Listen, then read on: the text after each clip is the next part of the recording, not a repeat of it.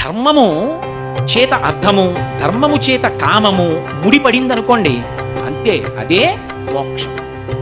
మోక్షం ఎలా వస్తుందండి? మోక్షం ఎలా వస్తుందండి అంటే కొన్ని వేల పేజీల పుస్తకాలు ఏమి ఉండవు దానికి. మోక్షం ఎలా వస్తుందంటే అర్ధకామములు ధర్మంతో ముడిపడితే మోక్షం వస్తుంది. మీకు తేలికగా అర్థం అవడానికి ఒక్క మాట చెప్తా. నేను 8 అడుగుల కర్ర ఒకటి తీసుకొచ్చి మీకు ఇచ్చి, అయ్యా దీన్ని సమాన భాగములు చెయ్యండి అన్నాను. అంటే 8 అడుగుల కర్రని 4 ముక్కలు చెయ్యాలి సమానంగా. ఎన్ని అడుగులు ఉండాలి? 2 అడుగులు. పెద్ద లెక్కేం అడగలేదండి నేను. 4 వెళ్ళింది కదా, 2 అడుగులు. ఇప్పుడు 2 అడుగులు కొలత చూసి కత్తి పెట్టి ఒక్క దెబ్బ కొట్టారు. ఓ 2 అడుగుల ముక్క వచ్చింది. ఇంకెంత ముక్క ఉంది? 6 అడుగుల ముక్క. మళ్ళీ ఇంకో 2 అడుగులు లెక్క చూసి కత్తి పెట్టి కొట్టారు. ఇంకో 2 అడుగుల ముక్క వచ్చింది. ఇప్పుడు ఇంకెంత ముక్క ఉంది? 4 అడుగులు. ఇంకొక దెబ్బ కొట్టారు. ఎన్ని ముక్కలు వచ్చాయి? 2 అడుగుల ముక్కలు 2 వచ్చాయి. 2 అడుగుల ముక్కలు 8 అడుగుల కర్రలోంచి 4 రావడానికి ఎన్నిసార్లు నరికారు? 3 సార్లే. 3 సార్లు నరిగితే 4 సమానమైన ముక్కలు వచ్చినట్టు అర్ధకామములు ధర్మంతో ముడిపడితే మోక్షం వచ్చింది.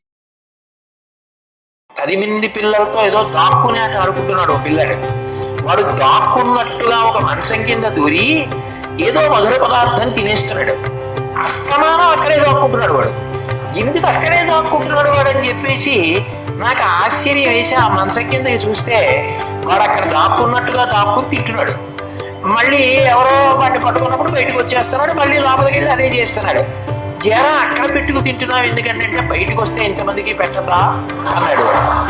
అంటే అది ఎవరు నేర్పాలా? దానికి తల్లి కూర్చోబెట్టి నేర్పాలా, తండ్రి కూర్చోబెట్టి నేర్పాలా? ఎవరు నేర్పక్కర్లేదు, లోపం వచ్చేస్తుంది.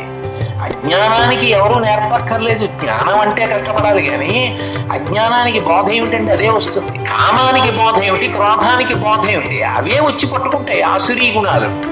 వీటిని పరిశీలించి నేర్చుకుని తెలుసుకుని జాగ్రత్తగా తప్పుకోగలిగితే దేవతా గుణములు లోపల నిలబడి